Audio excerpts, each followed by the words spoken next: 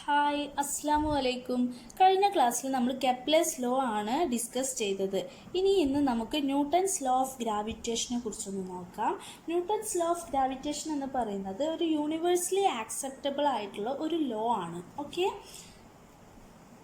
Before that you should know about the gravitation and gravity. Newton's law of gravitation. Okay, ഈ gravitation എന്ന് പറയുന്നത് നമ്മൾ Newton's law of ഗ്രാവിറ്റേഷൻ്റെ കേസിൽ നമ്മൾ പറയുമ്പോൾ ഗ്രാവിറ്റേഷനും ഗ്രാവിറ്റിയും തമ്മിലുള്ള ഒരു ഡിഫറൻസ് നമ്മൾ ആദ്യം മനസ്സിലാക്കണം. Okay, gravitation is the force of attraction between any two bodies in the universe. ഈ ഒരു യൂണിവേഴ്സ് നമ്മൾ കൺസിഡർ ചെയ്യുകയാണെങ്കിൽ ഈ യൂണിവേഴ്സിലെ ഏത് രണ്ട് ബോഡീസ് തമ്മിലുള്ള ഫോഴ്സ് ഓഫ് അട്രാക്ഷനെയാണ് നമ്മൾ ഗ്രാവിറ്റേഷൻ എന്ന് പറയുന്നത്. For example, force between earth and moon. ഇനി നമ്മൾ ഗ്രാവിറ്റിയുടെ കേസ് കൺസിഡർ ചെയ്യുകയാണെങ്കിലോ, this is also the force of attraction. Gravitation പോലെ തന്നെ ഗ്രാവിറ്റി എന്ന് പറയുന്നത് ഫോഴ്സ് ഓഫ് അട്രാക്ഷൻ തന്നെയാണ്. But this force of attraction is between a planet and a body. ഇത് ഗ്രാവിറ്റിയുടെ കേസിൽ വരുമ്പോൾ ആ രണ്ട് ഒബ്ജക്റ്റിൽ ഒരു ഒബ്ജക്റ്റ് എന്ന് പറയുന്നത് എന്തായിരിക്കും? പ്ലാനറ്റ് ആയിരിക്കും. ഇനി അതിന് എക്സാമ്പിൾ പറയുകയാണെങ്കിൽ നമ്മൾ എർത്തിൻ്റെ കേസ് പറയുകയാണ്. Gravity is the force acting to pull objects towards the earth. നമ്മൾ ഒബ്ജക്റ്റിനൊക്കെ നമ്മൾ എർത്തിലേക്ക് പുൾ ചെയ്യുന്ന ആ ഒരു ഫോഴ്സിനെയാണ് ഗ്രാവിറ്റി എന്ന് പറയുന്നത്. ഓക്കെ, ഒരു എക്സാമ്പിൾ പറയുകയാണ്. The force that causes a ball you throw into air. Okay, you throw in the air to come down again. നമ്മളൊരു ബോൾ എടുത്ത് മുകളിലോട്ട് എറിഞ്ഞു, എയറിലേക്ക് എറിഞ്ഞു, അതെന്ത് ചെയ്യുക? താഴോട്ട് വരും. താഴോട്ട് ആ ബോൾ വീഴണം. ആ ബോൾ താഴോട്ട് വീഴാനുള്ള ഒരു റീസൺ എന്ന് പറയുന്നത് എന്താണ്? ഈ ഫോഴ്സ് ഓഫ് ഗ്രാവിറ്റി അവിടെ ഉള്ളത് കൊണ്ടാണ്. ഫോഴ്സ് ഓഫ് ഗ്രാവിറ്റി ആ ബോളിൽ എന്ത് ചെയ്യുന്നുണ്ട്? ഒരു ഫോഴ്സ് എക്സേർട്ട് ചെയ്യുന്നുണ്ട്. ഓക്കെ, ഇനി വേറൊരു എക്സാമ്പിൾ പറയുകയാണെങ്കിൽ നമുക്ക് എല്ലാവർക്കും അറിയാം ന്യൂട്ടൺസ് ലോ ഓഫ് ഗ്രാവിറ്റേഷൻ. ഈ ഗ്രാവിറ്റേഷൻ എന്ന് പറയപ്പെടുന്ന ഈ ഒരു ലോ കൊണ്ടുവന്നത് ആരാണ്? ന്യൂട്ടൺ ആണ്. അതിൻ്റെ ആ ഒരു സ്റ്റോറിയും നമുക്കറിയാം. ഓക്കെ, ന്യൂട്ടൺ എന്ന് പറയുന്ന സയൻറ്റിസ്റ്റ്, അദ്ദേഹത്തിൻ്റെ ആപ്പിളിൻ്റെ ഒരു തോട്ടത്തിൽ ഇരിക്കുന്ന ടൈമിൽ ആപ്പിൾ എന്ത് ചെയ്യാണ്? തലയിൽ വീഴാണ്. ആ സമയം അദ്ദേഹം ചിന്തിച്ചത്, എന്തുകൊണ്ടാണ് ഇത് താഴോട്ട് വീഴുന്നത്, മുകളിലോട്ട് വീഴാതെ? ഈ ഒരു അദ്ദേഹത്തിൻ്റെ ചിന്ത അദ്ദേഹത്തിനെ കൊണ്ടുചെന്നെത്തിച്ചത് ഗ്രാവിറ്റേഷൻ എന്ന ഒരു കൺസെപ്റ്റിലാണ്. ഓക്കെ, സോ നമുക്ക് ആ ഒരു കേസും ഇവിടെ ഫോഴ്സ് ഓഫ് ഗ്രാവിറ്റിക്ക് ഒരു എക്സാമ്പിളായിട്ട് കൺസിഡർ ചെയ്യാം. The force that causes an apple to fall downward from an apple tree. ഒരു ആപ്പിൾ ട്രീയിൽ നിന്ന് ഒരു ആപ്പിൾ താഴോട്ട് വീഴുകയാണ് അല്ലേ? അത് എന്തുകൊണ്ടാണ്? അവിടെ ഗ്രാവിറ്റി ഉള്ളത് കൊണ്ടാണ്. ഓക്കെ, ഇനി നമുക്ക് തിരിച്ചു വരാം. ന്യൂട്ടൺസ് ലോ ഓഫ് ഗ്രാവിറ്റേഷൻ എന്താണെന്ന് നോക്കാം. നമുക്കിപ്പോൾ ഗ്രാവിറ്റേഷനും ഗ്രാവിറ്റിയും തമ്മിലുള്ള ഡിഫറൻസ് മനസ്സിലായി. ഇനി ഈ ലോ എന്താണ് പറയുന്നതെന്ന് നോക്കാം. According to this law, every body in this universe attracts every other body with a force which is directly proportional to product of their masses and inversely proportional to the square of the distance between their centers. Okay, ഞാനിവിടെ രണ്ട് body consider ചെയ്യുന്നു. Newton's law of ഗ്രാവിറ്റേഷനാണ് ഇവിടെ explain ചെയ്യുന്നത്. ഇവിടെ രണ്ട് bodies ഞാൻ consider ചെയ്യാണ്. First ബോഡിയുടെ മാസ് m1 ആൻഡ് സെക്കൻഡ് ബോഡിയുടെ മാസ് m2. ഓക്കെ, ഇവർ തമ്മിലുള്ള ഡിസ്റ്റൻസിനെ ഞാൻ എന്ത് ചെയ്തു? R എന്ന ലെറ്റർ കൊണ്ട് ഡിനോട്ട് ചെയ്യാണ്. Distance between the centres of two masses is called R. Okay, and F is the force of attraction. ഇത്രയും കാര്യങ്ങളാണ് ഞാനിവിടെ പറയുന്നത്. ഈ കേസിൽ according to this law, every body in this universe attracts every other body with a force. ഈ force, ഈ രണ്ട് ബോഡികൾ തമ്മിലുള്ള ഫോഴ്സ് എന്ന് പറയുന്നത് which is directly proportional to the product of their masses. ഈ രണ്ട് മാസുകളുടെ പ്രോഡക്റ്റിന് ഡയറക്ട്ലി പ്രൊപ്പോർഷണലും and inversely proportional to the square of the distance between their centres. ഈ ആർ എന്ന് പറയുന്നത് എന്താണ്? അവരുടെ ഡിസ്റ്റൻസ്, ഈ രണ്ട് മാസുകൾ തമ്മിലുള്ള ഡിസ്റ്റൻസ് ആണ് ആർ. അതിൻ്റെ സ്ക്വയറിന് ഇൻവേഴ്സ്ലി പ്രൊപ്പോർഷണൽ ആയിരിക്കും ആ ഫോഴ്സ് എന്ന് പറയുന്നത്. അതായത് ഈ മാസ് ഫസ്റ്റ് ഇക്വേഷൻ ആണ്, ഇതിനെ ഫസ്റ്റ് ഇക്വേഷനായിട്ട് കൺസിഡർ ചെയ്തു, ഇതിനെ സെക്കൻഡ് ഇക്വേഷനായിട്ട് കൺസിഡർ ചെയ്തു. അതായത് F is directly proportional to product of the two mass, that is M increase ചെയ്യുന്നതിനനുസരിച്ച് എഫ് എന്ത് ചെയ്യും, ഇൻക്രീസ് ചെയ്യും. എം ഡിക്രീസ് ചെയ്യുന്നതിനനുസരിച്ച് എഫും എന്ത് ചെയ്യും, ഡിക്രീസ് ചെയ്യും. ഈ രണ്ട് ബോഡി, ഈ M1 എന്ന M2, ഇത് ഞാൻ M1 എന്ന് പറയുന്നത് എർത്തും M2 എന്ന് പറയുന്ന മൂണായിട്ട് കൺസിഡർ ചെയ്യാണ്. ഇവർ തമ്മിലുള്ള ഡിസ്റ്റൻസ് 6. ഇനി 3 ഇവിടെ എത്തുന്ന ടൈമിൽ എന്ത് ചെയ്യണേ, ഇതിൻ്റെ ഡിസ്റ്റൻസ് കൂടുകയാണ്. അപ്പോൾ ഇവർ തമ്മിലുള്ള ഫോഴ്സ് ഓഫ് അട്രാക്ഷൻ എന്ത് ചെയ്യും, ഡിസ്റ്റൻസ് കൂടുമ്പോൾ ഫോഴ്സ് ഓഫ് അട്രാക്ഷൻ എന്ന് പറയുന്നത് ഡിക്രീസ് ചെയ്യും. അതാണ് ഇൻവേഴ്സ്ലി പ്രൊപ്പോർഷണൽ എന്ന് പറയുന്നത്. ഒരാൾ കൂടുമ്പോൾ മറ്റാൾ കുറയാം. അതാണ് ഇൻവേഴ്സ്ലി പ്രൊപ്പോർഷണാലിറ്റി കൊണ്ട് മീൻ ചെയ്യുന്നത്. മറ്റത് ഡയറക്റ്റ്ലി പ്രൊപ്പോർഷണൽ എന്ന് പറഞ്ഞാൽ എന്താണ്, ഒരാൾ കൂടുമ്പോൾ മറ്റാളും കൂടെ അതാണ്. അതായത് ഇൻക്രീസ് ചെയ്യുമ്പോൾ മറ്റതും ഇൻക്രീസ് ചെയ്യും. ഇനി ഞാൻ ഈ രണ്ട് ഇക്വേഷൻസ് തമ്മിൽ കമ്പൈൻ ചെയ്യാണ്. Combining the equations 1 and 2. So we get F is proportional to M1 M2 all divided by R². ഓക്കെ, ഇനി ഇതാണ് നമുക്കിപ്പോൾ ഈ ഒരു കാര്യമാണ് നമ്മുടെ ന്യൂട്ടൺസ് ലോ ഓഫ് ഗ്രാവിറ്റേഷൻ പറയുന്നത്. ഇതിൽ ഈ F is inversely proportional to R² എന്ന് പറഞ്ഞു അല്ലേ. അത് എന്താണ് മീൻ ചെയ്യുന്നത്, gravitational force between any two bodies is mutual and equal എന്നാണ് പറയുന്നത്.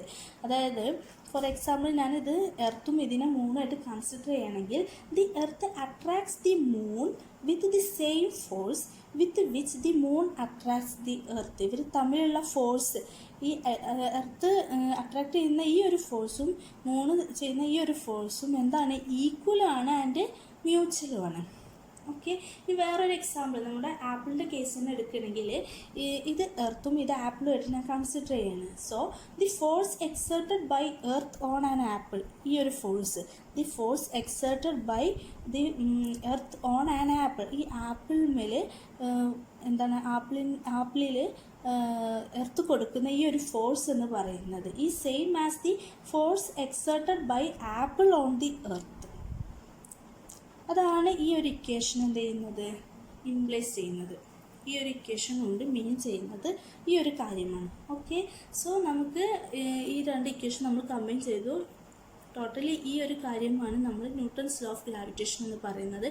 ഇതിനെ മാത്തമാറ്റിക്കലി നമ്മൾ എഴുതുമ്പോൾ ഇങ്ങനെയായിരിക്കും.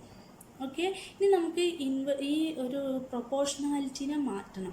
ഈ പ്രൊപ്പോർഷണാലിറ്റിനെ മാറ്റണം എന്നുണ്ടെങ്കിൽ അതിൽ നമ്മൾ എന്ത് ചെയ്യണം, ഒരു കോൺസ്റ്റൻ്റ് ആഡ് ചെയ്യണം. എങ്കിൽ നമുക്ക് ഈക്വാലിറ്റി ടേമിൽ എഴുതാം F is equal to Gm1 M2 by R².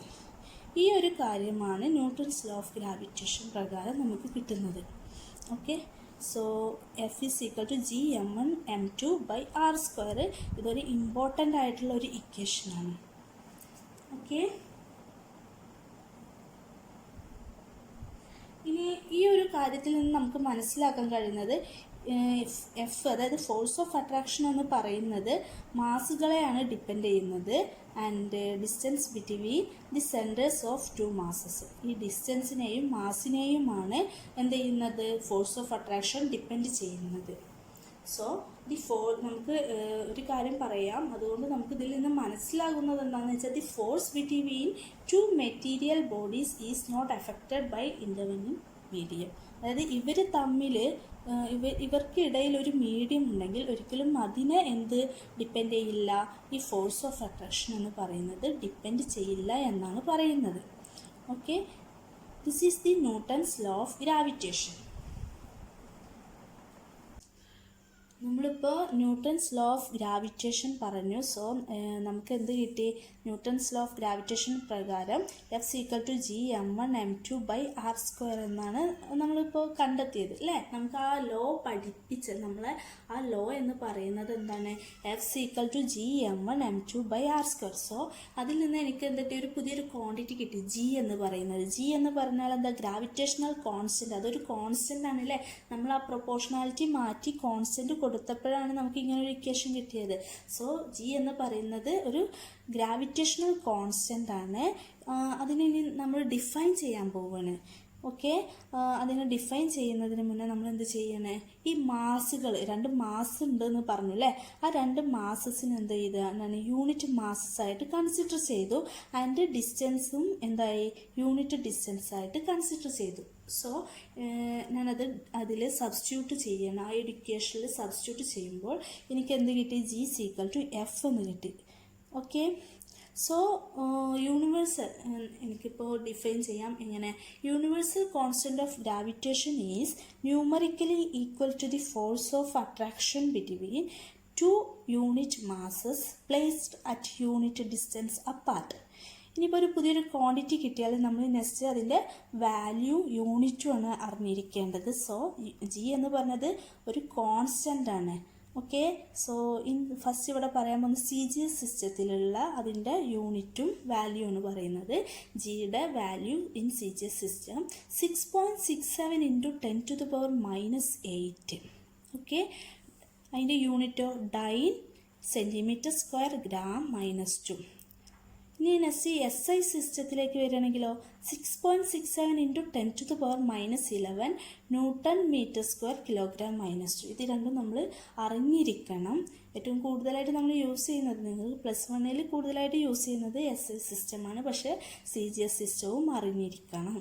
ഓക്കെ, ഇനി നെക്സ്റ്റ് പോയിന്റ് എന്താ പറയുന്നത്, G is very small hence gravitational force are very small. നമ്മൾ ഈ വാല്യൂ നോക്കിയാൽ തന്നെ നമുക്ക് മനസ്സിലാക്കാം അല്ലേ, ജി എന്ന് പറയുന്നത് വളരെയധികം ചെറുതാണ്. So hence gravitational force are very small unless one or both of the masses is huge. Okay, ഇനി നെക്സ്റ്റ് പോയിന്റ് നമ്മൾ പറയാം. ഇപ്പോൾ നമ്മൾ യൂണിറ്റ് വാല്യൂ കാര്യങ്ങളൊക്കെ പറഞ്ഞു. പിന്നെ ഇനി നെക്സ്റ്റ് അറിയാൻ പോകുന്നത് ഡയമെൻഷണൽ ഫോർമുല. ഡയമെൻഷണൽ അനാലിസിസ് നമുക്കറിയാലോ. ഡയമെൻഷണൽ അനാലിസിസ് ഒരു ക്വാണ്ടിറ്റി, ഒരു ഫിസിക്കൽ ക്വാണ്ടിറ്റി കിട്ടിയാൽ നമ്മൾ എന്ത് ചെയ്യും, ഡയമെൻഷണൽ അനാലിസിസ് ചെയ്യും.